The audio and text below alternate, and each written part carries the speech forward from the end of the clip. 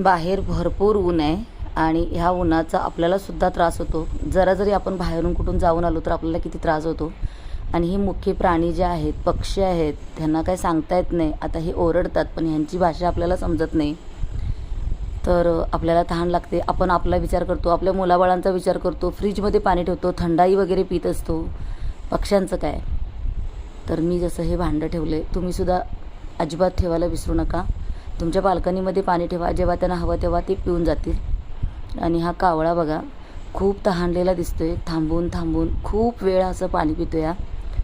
त्याला पण भीती आहे, मला कोण बघते काय, मला कोण मारते का. पण आम्ही पक्ष्यांना असं खिडकीमध्ये नेहमीच मी खायला किंवा असं पाणी, हे भांडं जे माझं आहे ते नेहमी असतं. असं उन्हाळा आहे म्हणून नाही, नेहमी पक्ष्यांना मी असं पाणी भरून ठेवते. आणि तुम्हीसुद्धा असं पाणी भरून ठेवत जा पक्ष्यांना. त्यांच्या पण मनाला जीवाला समाधान वाटलं पाहिजे.